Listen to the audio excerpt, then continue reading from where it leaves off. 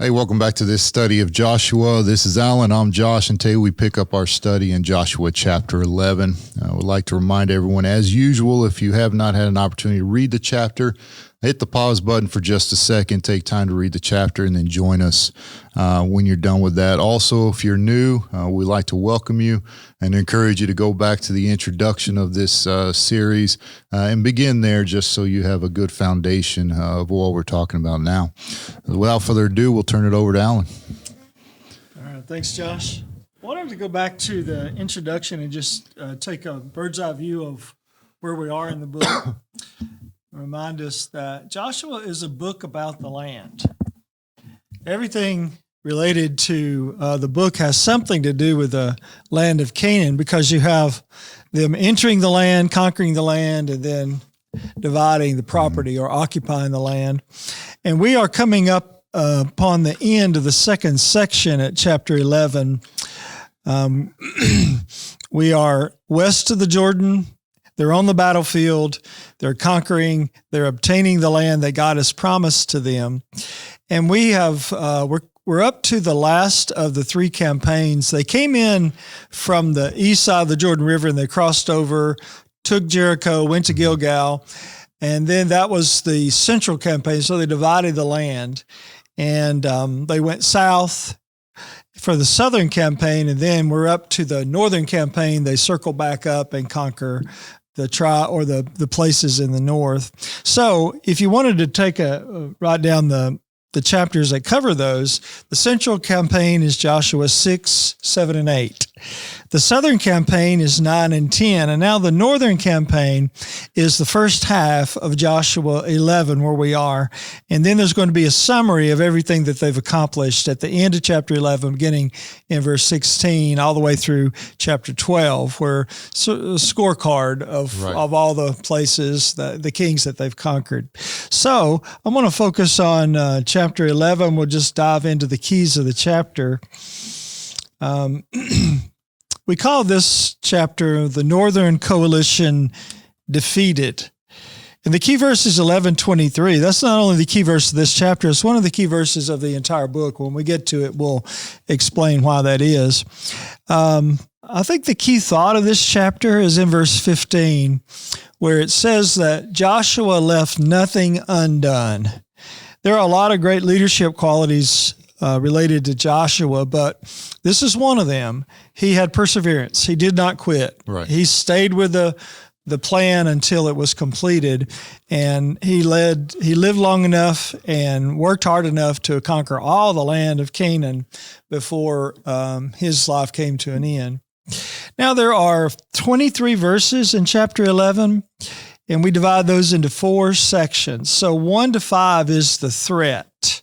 There's a coalition against Israel revealed in those verses. And then verse 6, God gives Joshua encouragement. He says, you're going to be victorious tomorrow. Don't worry about how many they have, because I'm going to fight for you. Then 7 to 22, the largest part of the chapter, is about the victory and how it was won. And then the last verse is a verse that records the rest that follow the victory. And of course, that's parallel with the Christian life, really. We face our threats of being lost, threats against the church, but God is putting His word encouragement for us. I'm with you. You will be victorious. There's no doubt about that if you stay with me. And then the victory that we have to fight throughout life. Put on your armor, go to the battlefield every day, be faithful, and God's with us. And then we'll enjoy rest at the end of this life. Now, let's go into the end of the text itself. We'll summarize these first 5 verses, this first section about the threat. So you have Jabin, who is king of Hazor. I want to show a map here, sort of to see where we are. So just for reckoning, you see Jerusalem is down at the bottom, and there's the Dead Sea. Here's the Jordan River that runs between. This is the Sea of Galilee, and up above it is what's called Lake Hula on this map, but it's also called Lake Chinnereth and Lake Merom. Mm-hmm. So there are 3 different names for it. And here is Merom, which will be mentioned in our chapter, which is, you can see the proximity to it and why it would be called the Lake Lake Merom. Here's Hazor. It's sort of between Lake Hula and the Sea of Galilee. And Jabin is king here. Now he's going to reach out to these other surrounding cities and ask them to join a coalition with him. And he's going to, they're going to join because they're afraid of Israel. They know that Israel is undefeated all the way through all these battles except Ai, and they ended up winning the second battle of Ai. So they've been undefeated, and they fear that by themselves they would not have a chance. But they think they can if they form a coalition. So you've got Jabin and Jobab, who is the king of Madon, and the king of Shimron, and the king of Aksaph. And the other kings that are mentioned in verse 3, you see Chinneroth. That's where the lake gets its name, which is in that vicinity. It's not on the map that I showed you, but it's nearby. Now, verses 3 and 4 give us who Joshua's fighting.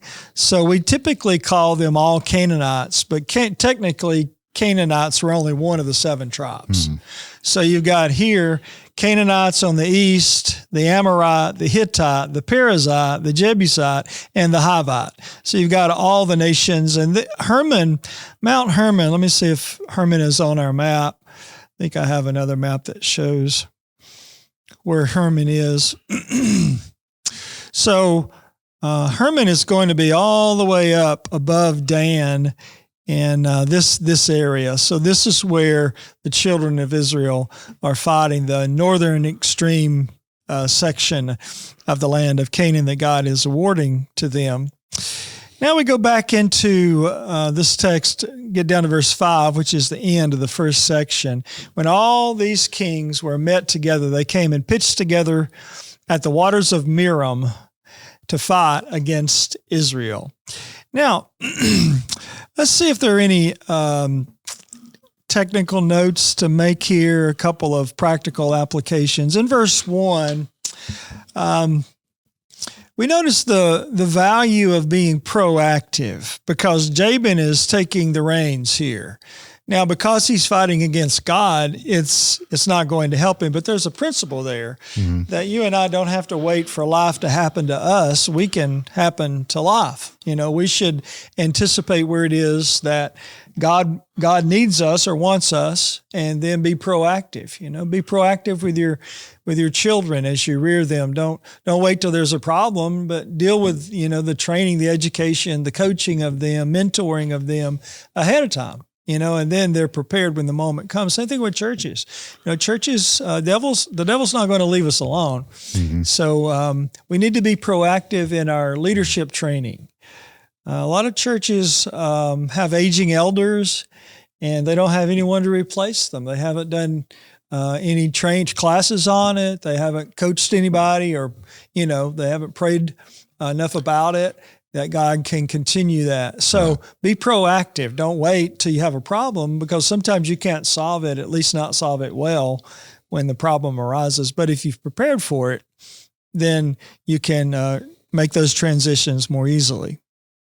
Well, and it's also, you want to do it when an eldership is young enough that when the younger elders do come in, they're still there in that position to help with like on-the-job training. Right, exactly. Yeah. And it's always good to have that wisdom. The older members of the congregation still provide a great deal of wisdom. That's right. that hopefully a young person who's doing what they should would want to tap into it. So yeah. And I think if you can have a bridge between elderships, that's so helpful. Absolutely. If you have 3 elders, one of them ages out or because of his health has to step down. And if there's someone coming along, he meets the qualification of older man, because he can't be an elder without meeting the qualifications, but he's in the lower end of that. Right. And then he can serve maybe for 10 years with those other 2 elders.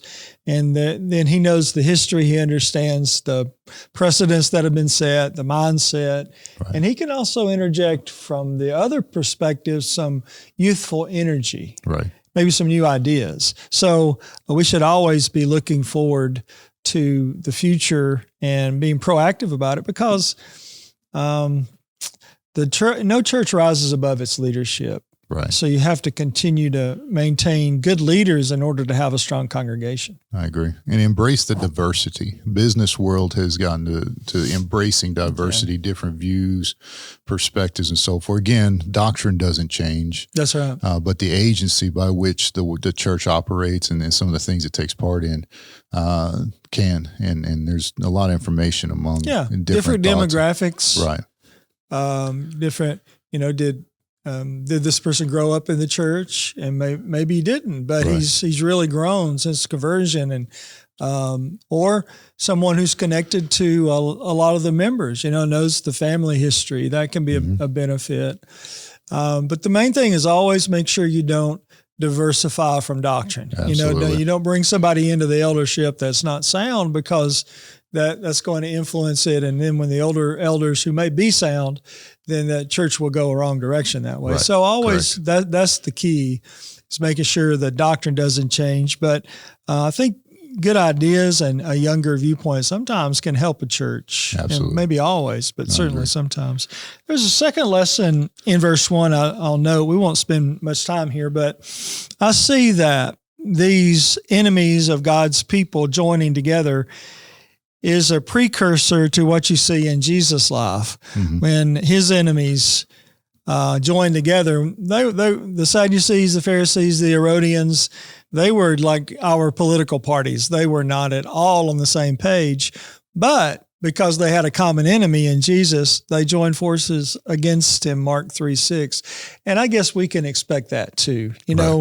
I think there are some churches that don't have any opposition because they're not doing much. They're just existing. But if you start making a difference in your community, you start preaching the gospel with authority and with simplicity, distinctive doctrine, as the apostles did, then others are going to notice. And then they may well try to impede the success that the church has by joining forces when they normally wouldn't. But of course, God's with us, and who can fight against God? I think that is a lesson that can be learned here. We have in verse 3 the international coalition. That's the joining together of forces. And then there's a little analysis on the screen there. Verse 4, for they went out, those are the kings, and all their hosts, that's the armies. And then with the horses, that would be the cavalry, and the chariots would be their equipment. So you see the same kind of situation in ancient times that we have today. Of course, we use tanks instead of or other modern equipment, but it's the same kind of warfare, leaders, armies, cavalry, and equipment. Then in verse 5, the only note there is just the location, which is the extreme north part of Canaan. And this is an area that Jesus will visit later. And it's also an area in the New Testament that was mixed with a lot of Gentiles. So there was an influence in that part of the land of the Jews that was they were less likely to marry among their own people, and there was a lot of worldly influence in that part during Jesus' time, because as it makes sense that the Gentiles that were living just north of them would move down and they would interact with them, whereas down in Jerusalem they're surrounded with all Jews and practically in every nearby quarter. Right. So this is an area where you'll later see that. All right, now let's move into verse 6 and 7. And the Lord said to Joshua, be not afraid of them, because of them, for tomorrow about this time I will deliver them up all slain before Israel. So God says, I'll fight for you. You don't need to worry about how many there are, because numbers against me are ineffective, right. So, and I will deliver them up, and thou shalt hock the horses and burn their chariots with fire. It's King James. Hock the horses means to hamstring them, which would render them incapable of use in warfare. Burning their chariots, that way there's not going to be any reuse of those materials or equipment later against Israel. Israel didn't have the need for that many horses and chariots, so just go ahead and destroy them so they don't fight against us with them. Later, they're not around to be a thorn in our flesh. Now, verse 8, so the Lord keeps his word. He delivered them into the hand of Israel, smote them and chased them unto Great Zidon and Maim, and the valley of Mizpah. So I think we can see the valley of Mizpah on this map. So here is the Sea of Galilee, or the Lake of Chinneroth. And then here's Hazor that we saw in Miram and Chinneroth. So they're fighting in this area, but they chase them out of what will be the property of the Israelites. The valley of Mizpah is extreme north, straight across from Tyre, which is outside of the Jews' property when all the dust settles. Now that brings us to a point in verse 7. Joshua came, and he came suddenly. I read 7 and 8, but let me back up to verse 7 just to see what's happening here. So Joshua is giving a surprise attack. They don't expect him because he came suddenly. They're getting ready for the battle, but Joshua preempts the battle. He goes against them before they come against him. And of course, the Lord blesses them with victory, and they smote them until they left none remaining. That was what God had said. This is not only awarding his people property, it is a judicial punishment of the wickedness of the Canaanites. So God is serious about annihilating them because he has given them opportunity. And Genesis 15:16, the iniquity of the Amorites is not yet full. So God has been watching this situation for centuries. Mm-hmm. And if you can picture it, God has a measuring, like a map on a wall that, like a fundraising map where you color it in as you get closer to your goal. And here God's got an iniquity map.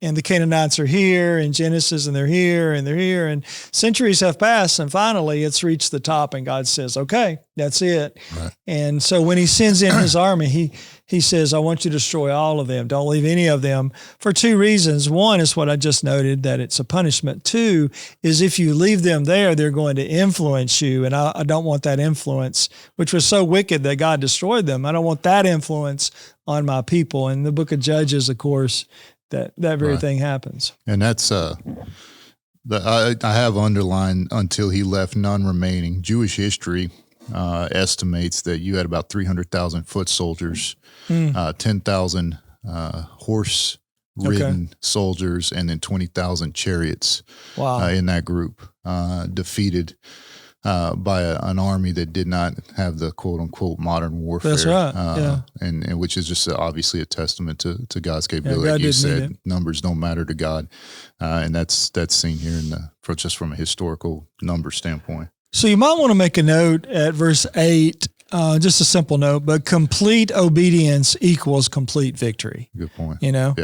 And that's true in any generation. Mm-hmm. If we partially obey God, then we're not going to enjoy the complete victory that God wants us to have and that he will give us, because, to partially obey God is really to disobey God. Right. Because if I only do what part of it is easy or what part of it I agree with or understand, then I'm really doing what I think rather than what God thinks. So I trust him. Complete obedience, and that leads to a complete victory. Now, verse 9, let's read together. Joshua did unto them as the Lord bade him. He hocked the horses, burned the chariots with fire. I think Psalm 27 fits here. Some trust in chariots and horses. We will trust in the Lord. And what you just said is exactly the truth of that passage. Joshua at that time turned back and took Hazor. So he fought with them and defeated them. And then he circles back and goes to the places where they had come from that now were defenseless. Mm-hmm. And he burns those cities. Well, he burns some of the cities, and we'll see that he doesn't burn all, but there's a reason for it. There's there is some logic to it, and we'll note that as we go through these next few verses. So he smote the king with a sword, and Hazor was the leader of all of them. He was the king of the kings. Once he fell and it fell, then the rest of them were not much to deal with. So verse 11, they smote all the souls. There's what God said to do, and he did it. And he burned Hazor with fire, and all the cities of those kings Joshua took, smote them with the edge of the sword, utterly destroyed them, as Moses, the servant of the Lord, had commanded. Verse 13, but as for the cities that stood still in their strength, that's King James, but what that means is some of the cities did not come out to the battle to fight against Israel. They just stayed home. They remained neutral. So Joshua awards them, or at least he has a different plan for them. They're still executed because that was God's command, but the city's not burned. Mm-hmm. So he burned the cities of the active opposers, but he'll let the cities continue that did not do that. And we'll see a lesson about standing still in our strength momentarily, but I want to go ahead and read 14 and 15. They took the spoil of the city, and they executed all, in verse 14, as the Lord commanded. Moses, his servant, so did Moses command Joshua, and so did Joshua. So God hasn't changed his mind all the way through this process. There was, this really goes back to Numbers 15, where we saw that they were originally given the command, but that was delayed because of unbelief, and they entered in. Moses died, and now Joshua is about 7 years into the conquering of the land.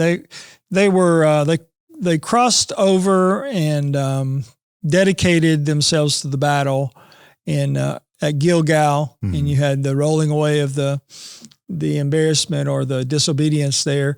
And so at the end of chapter 11, we're 7 years past where they began in chapter 6. So the central campaign, southern campaign, northern campaign took 7 years. And that's about where we are here. And Joshua has stayed with it. He has left nothing undone of all the Lord commanded Moses. Now, let me go ahead and drop down to 17. Joshua took all that land. Verse 17, even from Mount Halak. I have a map here. You see Mount Halak is all the way down below the Negev at the end of the Dead Sea. Can't see it very well on that map, but here's the Dead Sea. So Mount Halak is all the way at the southern extremity. And then what he's doing here is saying from coast to coast, that we would say, mm-hmm. From one side to the other, or in this case, from the south to the north. Joshua has been victorious from Mount Halak that goeth up to Seir, that Seir and Esau, of course, Edom, is in the south, even unto Belgad in the valley of Lebanon. Now that's all the way in the north, under Mount Hermon. So that's extreme south to extreme north. Joshua has been successful in defeating all of the Canaanites in the land that God's given them, because those are basically the borders mm-hmm. of the inheritance that we'll have in the next few chapters. Verse 17, Joshua made a long war with those kings. So I observe a lesson there. We should stay with God's assignments until they're done. It's not always easy, but, we start out some projects with great enthusiasm, and then we meet with opposition and challenges and problems, and it's easy just to let our enthusiasm die down and maybe table it for a while. But Joshua shows perseverance in leadership. He doesn't allow, the opposition. They had the defeated Ai. They've had, this has gone on a long time. Being on a almost continuous battlefield for 7 years is a long time, but he stays with it. Right. Doesn't allow his people to say, well, let's just take a break for a while. He pushes them. And now they're at they're about to enjoy the spoils of victory. And I would apply this in this way. You might think of another application. I'm sure there are others, but here's one. We should fight Satan until our last day. Good. You can never drop your armor, because Ezekiel 18 talks about, the scenario of someone who was righteous, but then he became unrighteous, and there's no reward for him. Mm-hmm. So we don't want to lose out on what we've entertained as our hope for much of our lives by giving in to temptation or discouragement and forsaking the Lord late. Fight the devil, Right. Stay with it, persevere, be not weary in well-doing, for in due season we shall reap if we faint not. Galatians 6:9. Yeah, that's a good, and I think what Joshua also tells us, because you see at the very beginning of the chapter and throughout, God, I am with you, I will not forsake you. But you still didn't have a linear progression of success, if Right. that makes sense. That's exactly right. There were setbacks. There were things that they had to do to work, guaranteed victory, but there was still perseverance and endurance that had to be had on it. And so, like you mentioned, just anything, it could be a program that's being established. It could be a struggle we have in our lives, to curb the expectation that, like an addiction or a bad habit. Absolutely. Yeah. That there are going to be, it's going to be a battle. And you touched on it earlier, just expect the fight. Yeah. You'll be victorious if you remain with God, but he's not going to just pick us up and put us on the other side of it. Exactly right. There is going to be some obedience on our part. And so, yeah, probably will be some setbacks. Absolutely. But we have to persevere through those.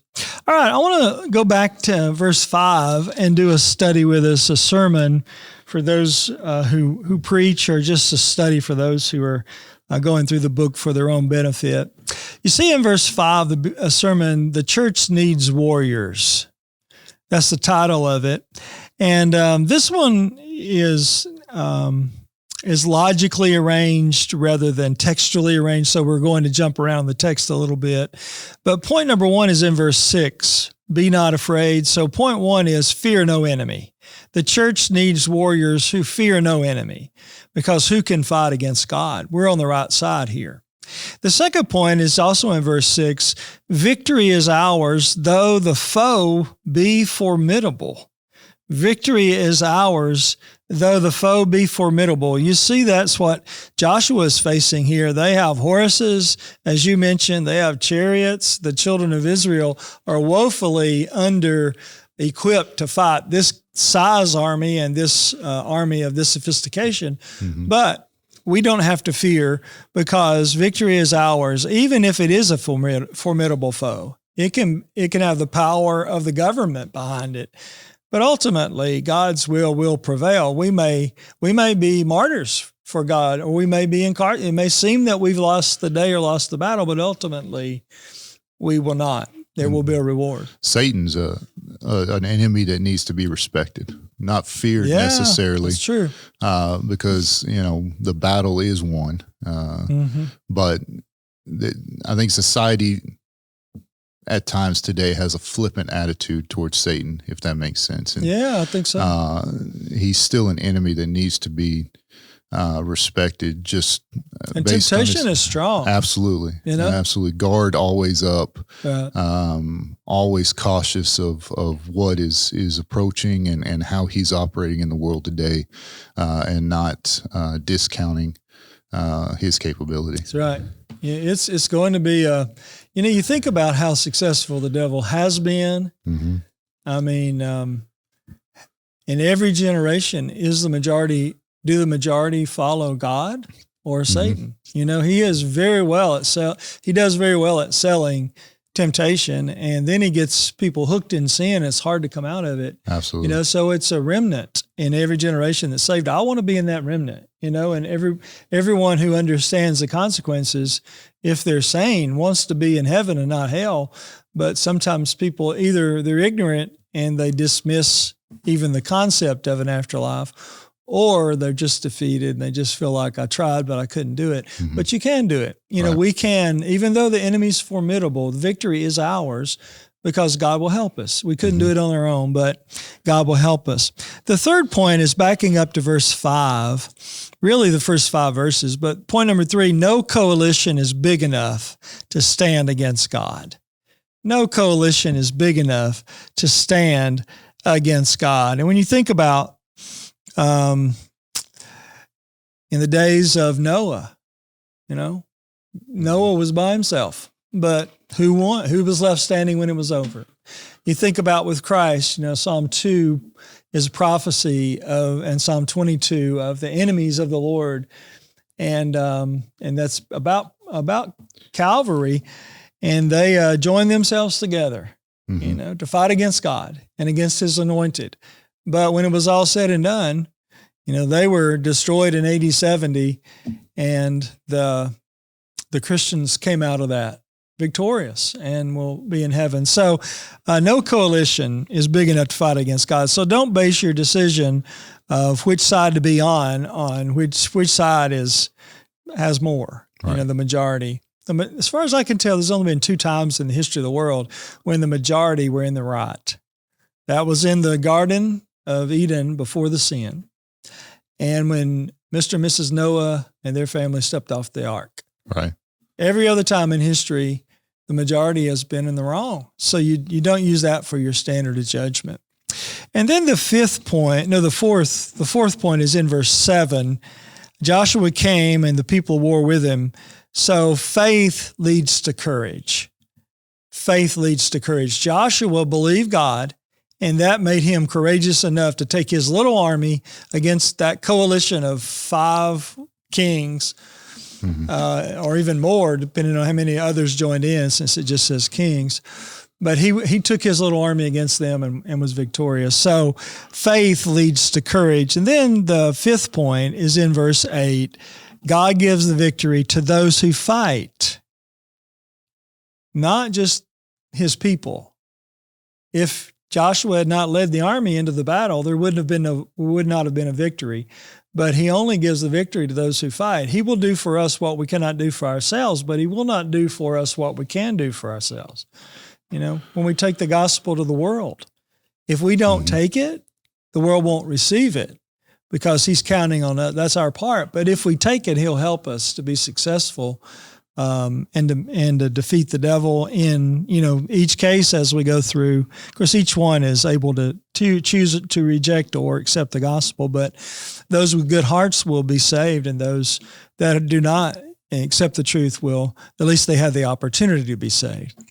All right, so that's the first lesson from that section, but there's another one down in verse 13. This one we're giving the title, No Neutrality in All-Out War. No neutrality in all-out war. And that's what you have here, and that's what we have, what we're engaged in. We're in an all-out war, and the stakes are heaven and hell. When you think about individual Christian, there's no third destiny. You can't just cease to exist. You can't continue on a life on an earth that's been burned up. So you're either after the judgment going to be saved and in the pleasures and joys of heaven, or lost and in the horrors of the lake that burns with fire. So it's an all-out war, and the devil is relentless. So I think there's a parallel here between what we see Joshua fighting. The enemies were out for blood. I mean, they were out to destroy the armies of God.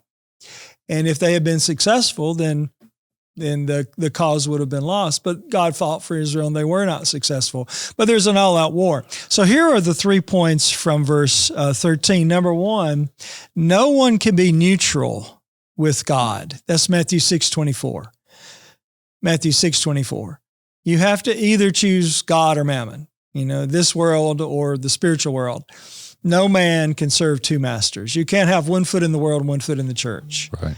No one can be neutral. And you can also put down there as a parallel verse, 1 Kings 18:17, where Elijah is fighting against the prophets of Baal, and he asks the people, who are you going to be for? Who are you going to follow? And they answered him not a word. They were trying to be neutral. And then there was a great contest. And of course, they later said, the Lord, he is God. They came to the right conclusion, but they tried to be neutral. And a lot of people try to be neutral, I think, today. They're like, well, I don't know. I'll just put off a decision. They have an opportunity to become a Christian, but they decide maybe later, or they just say, well, all these people can't be wrong. I'm okay. But no one can be neutral. You either have to decide for God or against him. There's no middle ground. The second point is standing still wins no races. 1 Corinthians 9:27. So they stood still in their strength. So we're focusing on those two words, stood still. Mm-hmm. Standing still wins no races. 1 Corinthians 9:27 compares the Christian life to a race. So I can't just be satisfied to get in the church and then sit down and do nothing. There has to be progression. Right. I have to grow spiritually. Hebrews 5:12-14. I have to become more involved and do the work that I'm capable of doing with the opportunities that God gives me. I can't just stand still. I must make progress. And the third lesson, also from verse 13, and this is on the phrase, their strength. Confidence in self is false confidence. They stood still in their strength. You see, they thought, we're okay. We're a good, strong city. We've got fortifications. We've got a wall around our city. We're fine. But confidence in self is false confidence. And you can compare that to 1 Corinthians 10:12. Let him that thinketh he standeth take heed lest he fall. So standing in our own strength is not enough. Absolutely. And also 1 Corinthians 13:12 would fit there. So no neutrality in an all-out war.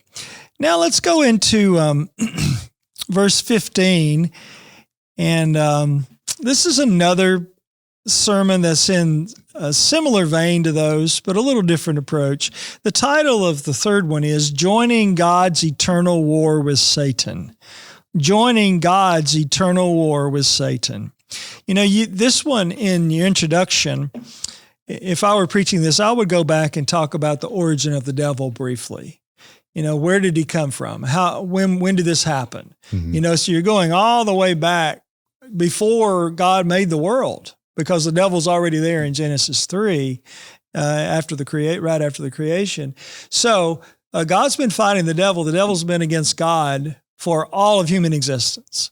So this is an eternal war that we're joining. We weren't around back then, but here we are in this iteration of it. This generation's battle. And we are joining in with if you look at the big picture, with a war that's been going on for thousands of years. And now we are taking our spot on the front lines and fighting against the same enemy. And God is going to use us to fight his battles in this generation. So here's the first point. Each generation must obey God all over again. Each generation must obey God all over again. 2 Timothy 2:2, Paul, the older preacher, is commanding Timothy, the younger preacher. He's talking about the things that I've committed to you. So there's two generations been passed down. Mm-hmm. Commit thou to faithful men, third generation, who shall be able to teach others also, fourth generation. So the battles that were fought to restore the church in the late 1700s, early 1800s, mid all the way, in America I'm talking about. Well, those things that were restored don't stay restored unless we respect the same principle, that God is right and we should follow the Bible. So some things are drifting back toward the things that were had to be restored, 150 years ago.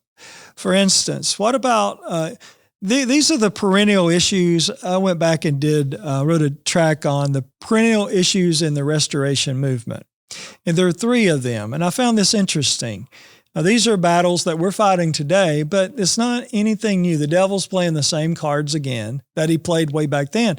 The three perennial issues that the church was facing just after the Civil War, 1880s, and when the great division took place between the Churches of Christ, the Disciples of Christ, Christian Church. It was recognized in 1906, but it took place about a quarter century before that, or it began in earnest before that. So what were they? What were the divisions about? Number one is the inerrancy of Scripture. Can the Bible be trusted? Well, what about today? Are we fighting that battle? Yes, this younger generation needs us to be talking about, can we trust the Bible? And why we can trust the Bible? Yes, you can trust the Bible, but here's why. Give them the evidence. That's been a battle that's been going on in our country since its early days. Then the second one is women's role in the church. I was surprised about that one. I thought that, the feminist movement and all that came about in the 60s, 70s. I thought really that was probably the beginning of the infiltration of the church on that doctrine, but that's not the case. You go back to the late 1800s, and they were dealing with women's role in the church back then. That's 1 Timothy 2 deals with that, and Galatians 3:28, 1 Corinthians 14, other passages that emphasize male leadership. But we're drifting. Some congregations are drifting on that today. So there has to be, in the words of this, each generation must obey all over again. And we got to take those scriptures, study them, believe them, apply them, stand for them. And the third was instrumental music. The instrumental music was becoming popular in Protestant churches from 1850 on, and pretty much universal acceptance by 1900. And that didn't leave the Church of Christ unscathed either. So it came in, with the melodeon up in Pennsylvania that was brought in by Dr. Pinkley. And then it spread, and caused division in the church. So that's an issue today. We have churches that are bringing the instrument in. That needs to be preached on. Elders must stand for it, and we must keep the worship of God pure. Right. If we have women leading in worship, we're not following the New Testament pattern. And if we use an instrument, we're not following the New Testament pattern. So God's not going to accept it. We're using the traditions of men rather than the authority of Scripture. And drifting doesn't happen overnight. It's always a progressive, little by little. It's that proverbial, how do you eat an elephant one bite at a time? That's right. And that's how and that's why it's so important. Just the most minute deviation from God's word should raise alarm in God's people. That's exactly right. And dealt with in a loving way, in a caring way, and looking at it as an opportunity to teach and correct, but not to let it fester until it's an infection. Or get a foothold. Absolutely. If you deal with it when it's small, before it spreads to, a larger percentage of the congregation, 10% of the congregation. Well, now you got a real problem. When it was just 3 people. It was not as big a problem, but it will, a little leavens the whole lump. So it will spread unless it's dealt with. Absolutely. And I like what you got to deal with it the right way too. If you're caustic, Franklin Camp used to say, you don't have to be mean to be sound. Right. There's the Spirit of Christ also. And sometimes I think especially younger people, and I understand this, younger people are, they're not only listening for what the truth is, for what the scriptures say, they're also watching the presentation of it. There's also an emotional aspect to it. So you can win a debate, but lose the audience by, how you deal with it. So we want to keep that in mind as God's preachers and elders, leaders in the church. Let's demonstrate the love of Christ, and let's connect with people. And that's what Jesus said would be the connecting point. By this shall all men know you're my disciples, John 13:33, if you have love one for another. So don't forget that in your defense of truth. But the other side of that's also true. I don't really love people if I let them drift into error. Good point. That's going to corrupt the church and cause souls to be lost to the judgment. So it's really both. All right, the next point is in that same sermon is from verse 15. Complete obedience is the only obedience. And you can put 1 Samuel 15:22 there with Saul's attack of the Amalekites, and he saved the best of the animals and King Agag. Well, he didn't obey at all because he only partially obeyed. And the same thing is true today. We can't stop short of complete obedience. Instead, we have to follow all of God's word. And John 2:5 fits there too. Jesus' mother said, "Whatsoever he saith unto you, do it." That's always good advice. Whatever Jesus says, do that, and you'll be right. The third point is in verse 18.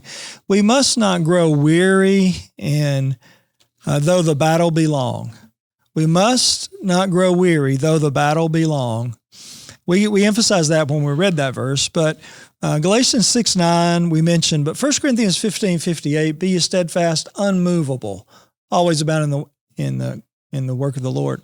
And 1 Thessalonians 3:3, sometimes there are congregations where what I would call the good guys, the ones that are standing for the truth, sometimes they just get tired.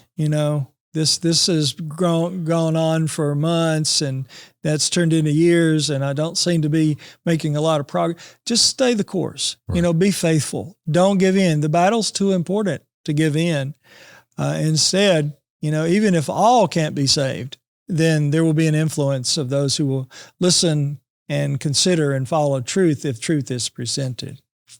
And then the next point is in verse 19. There can be no peace with sin.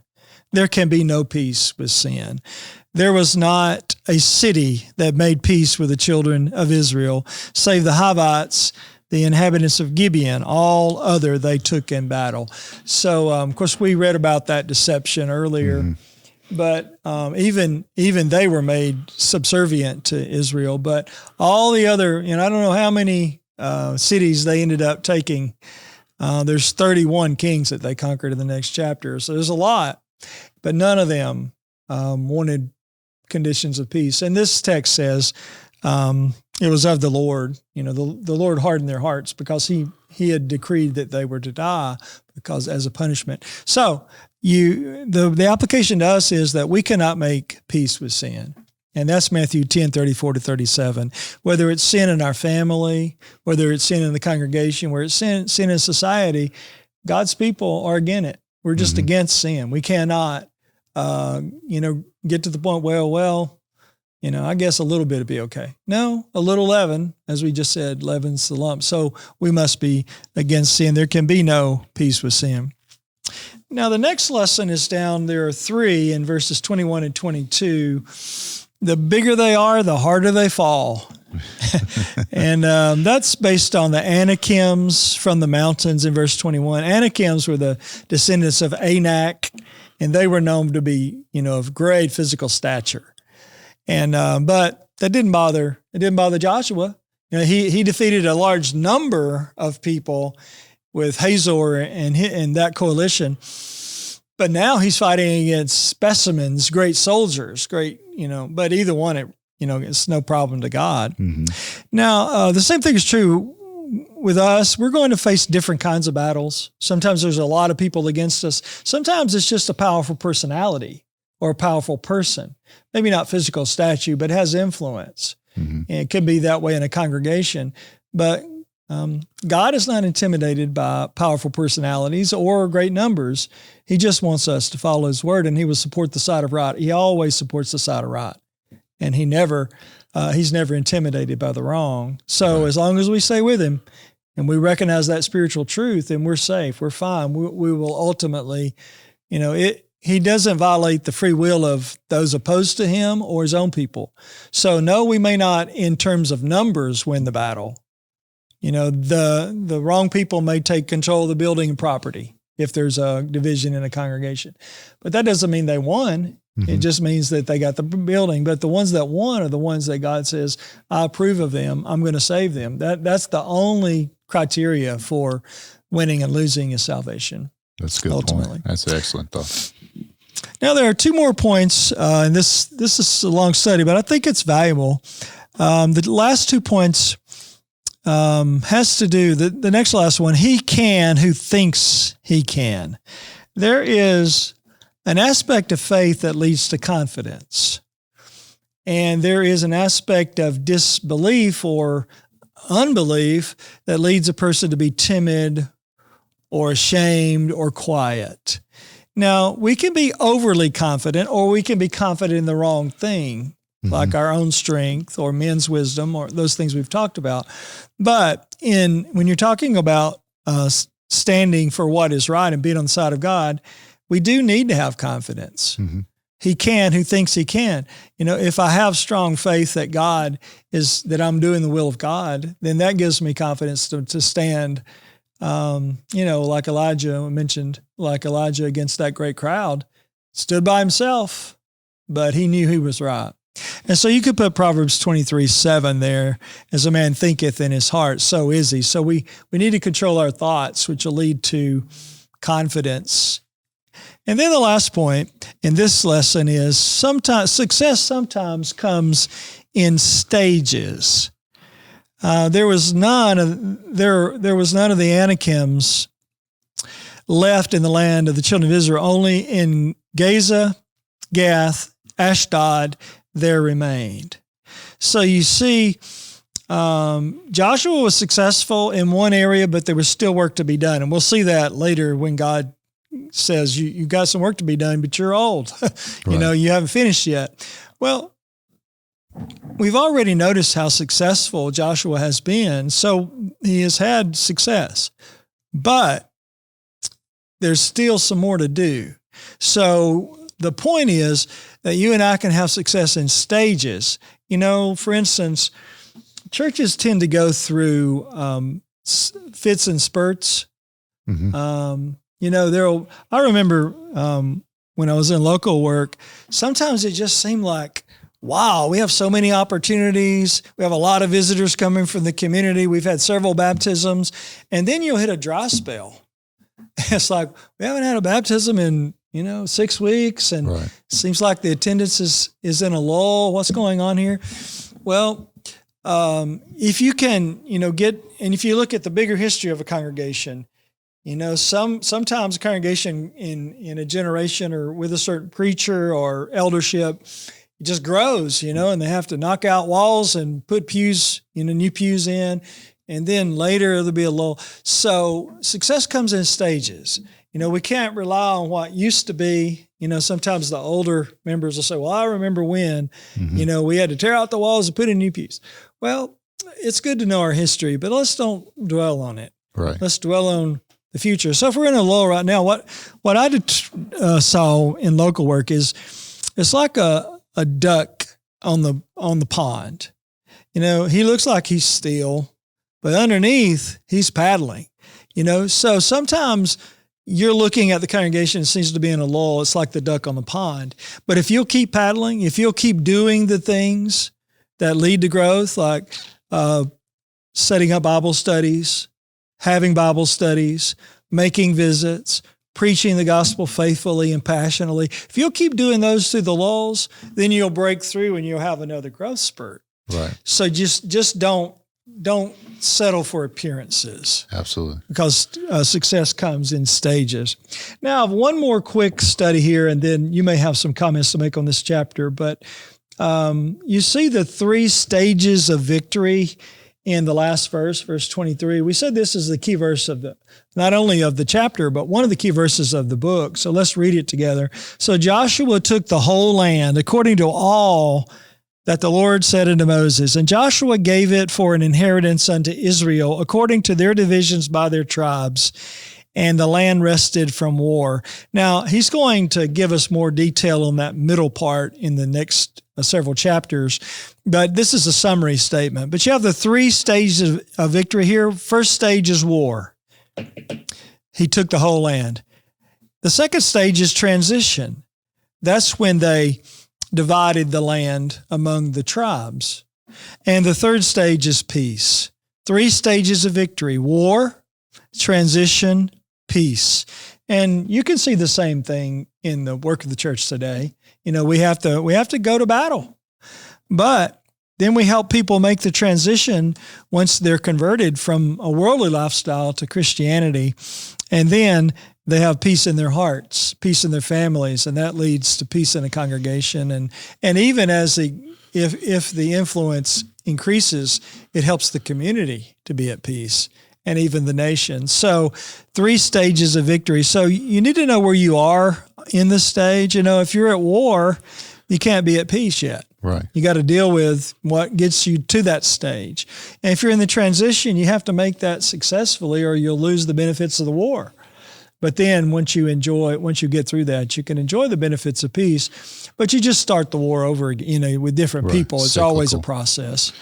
But I think that's valuable to see in verse 23. You're absolutely right. I like you started this entire chapter with this essentially idea that everyone has to fight. There's just if you're going to claim God as the one who rules your life and His will as your ultimate, satisfying His will and pleasing Him as your ultimate goal, then fighting is a necessity that you really just have to resolve yourself to. And then you talked about in the middle of it, neutral. We can't be neutral. God doesn't allow it. Evil won't allow it. That's true too. You look through history.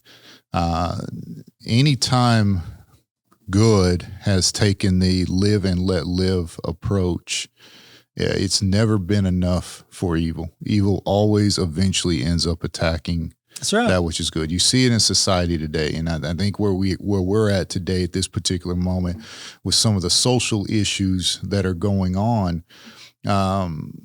it's starting to creep into areas where it's starting to affect the people who are against it because they stayed neutral for so long that it wasn't good enough that they had, those who participated in had their places of sin that just weren't frequented by the good. It started to creep into school systems, the education system, and unfortunately starts to make its way into the church as well. And so, again, Joshua's, especially this chapter, a great example. Like you mentioned, he took them by surprise. They were preparing to fight them, and instead of waiting to see what they did, Joshua took the battle to them, obviously with God's endorsement.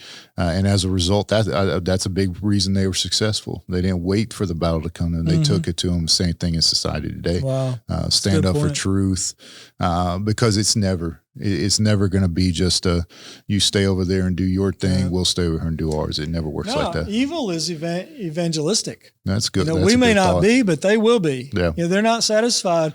Like the homosexual movement in our country, for instance, they have become very aggressive in taking over the entertainment, political pressure, even pressure on churches. So they weren't satisfied just to, let us alone. Once they were let alone, quote, then they began to recruit our children. So you either are attacking or you're attacked. So let's take the gospel, attacking in a positive sense. We're taking the Prince of Peace to the world. No, that's a good point. Very, very proactive.